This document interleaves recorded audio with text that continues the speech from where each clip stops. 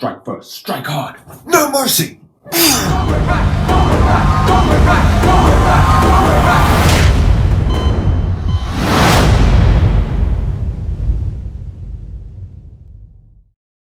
Just spent about 5 minutes trying to sort out this hair. It's sort of serious lockdown hair got going at the moment. I'll have to cut it myself at some point soon.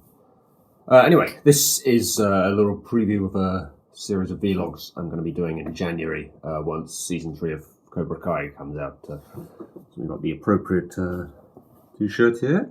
And I actually noticed in my wardrobe the other day I have this sort of unofficial one, which I believe is sort of a mock-up of obviously Cobra Kai and also something from G.I. Joe, I think. I never watched G.I. Joe, so I can't be sure about that. But anyway, yeah, season 3 of Cobra Kai coming to Netflix in January. So, first 2 seasons were on YouTube Premium, or YouTube Red, as I think it was called at the time.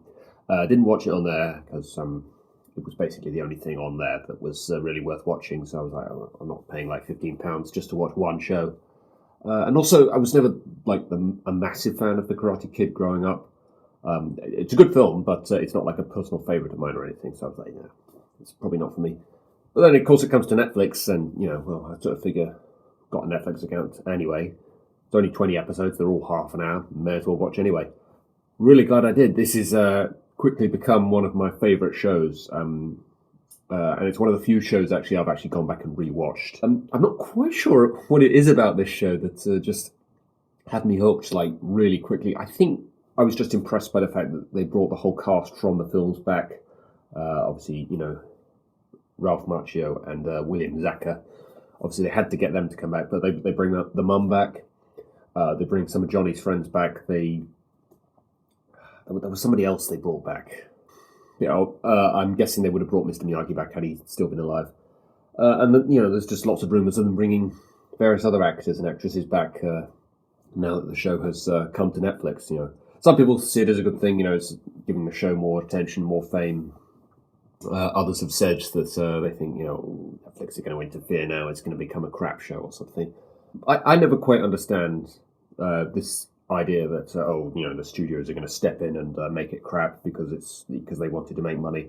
The best way for something to make money is keeping it good. So I don't know. The show's already popular and already successful from what they've done in the first 2 seasons. Why would the studio executives want to stop them from doing that into future seasons? I believe the original plan was just to have 3 seasons. Netflix have already confirmed that it's going to have a 4th season as well. Who knows when that's going to happen? They've probably not even started filming yet, given the current situation. If you want to know just my basic thoughts on everything Karate Kid related up to this point, first film's really good. Second film's perfectly fine for what it is, but I found it a bit forgettable, to be honest. Third film's dumb, but it's kind of enjoyably dumb, I got to say. It is probably worth watching, because it definitely has its moments. It is really stupid, though. Fourth one is... if the second one's good but also forgettable, the fourth one is bad and also forgettable, really. Do not bother with the fourth one, really. As for the first season, really good, really sort of good progressive arc to both Johnny and Daniel in terms of what they get up to during the season. Really enjoyed the new characters, Miguel, Sam.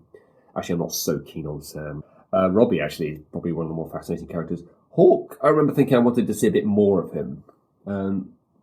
Given that was the first season, I was thinking to myself, that's probably a good thing, because we probably are going to see a bit more of him. Second season, I think it gets a little bit too sort of muddled and sort of jumbled, possibly complicated by the fact that, there's a few sort of subplots going on during this season about stuff that's going on with, Hawk.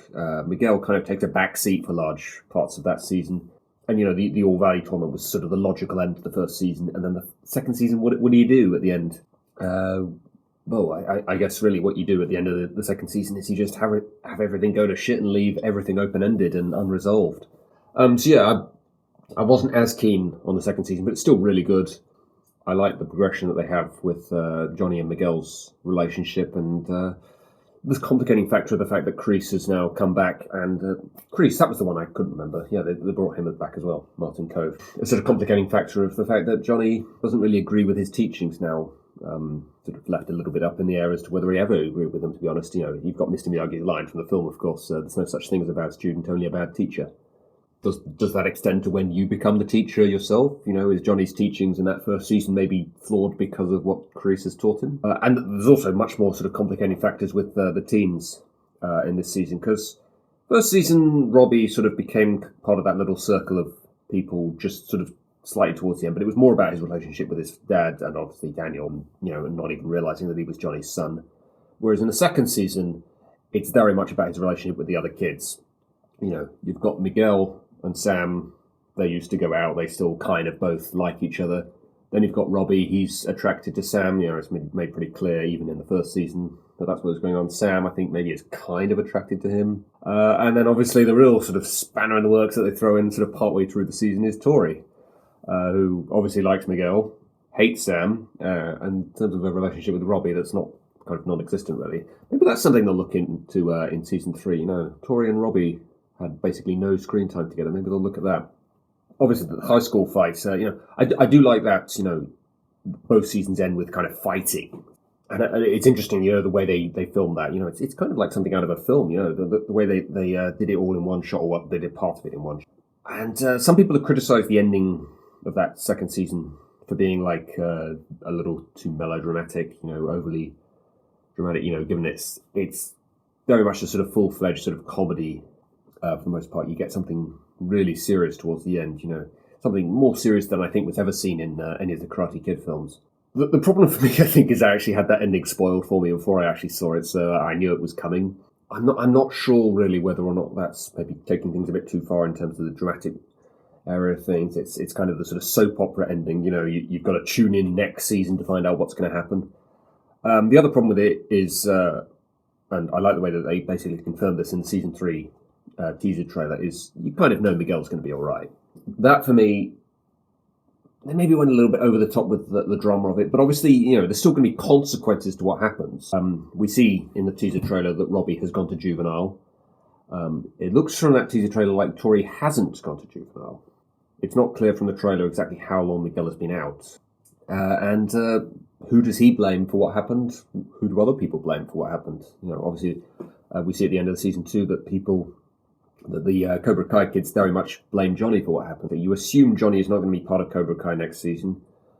I would assume, therefore, once Miguel comes back, he's probably going to leave Cobra Kai, because I think he's probably going to be loyal to Johnny.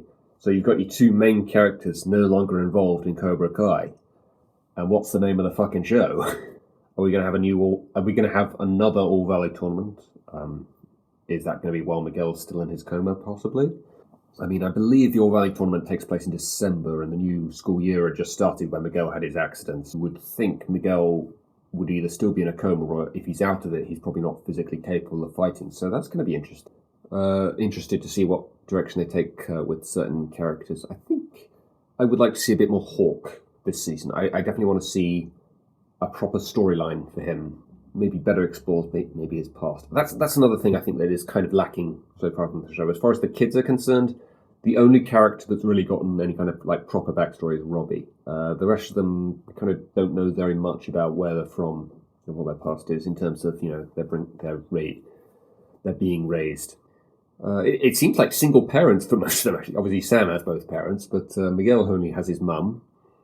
Tori only has a mum, and Robbie only has his mum. And she's not really very much part of his life. Not even talked about where Johnny is at the end of season 2. He's basically back where he was at the start of the series. He's kind of washed up with nowhere to go in life. Start his own dojo, maybe, where he tries to maybe preach a motto or philosophies that are closer to that of Mr. Miyagi. But the other rumour is that him and Daniel are going to become friends. They kind of alluded to that as an idea both at the end of season 1 and at the end of season 2. So, yeah, I definitely think we're going to see that at some point. We're going to see them, properly become friends and put their differences aside here.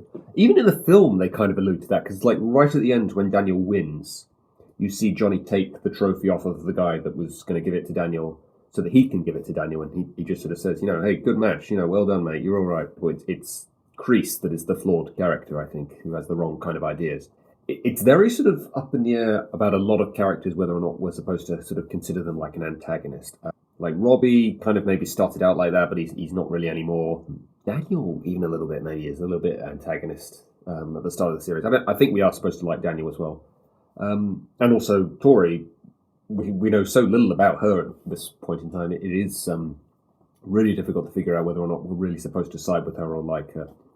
She's definitely a compelling character. I'm not sure if I really like her at this point in time. That's the series. I will be doing vlogs of all the episodes from season 3 once that comes out in January. Okay, guys. And this might seem a bit of a rip-off for Jeremy Jahns, but it's a karate show. We've got to do it. Strike first, strike hard, no mercy.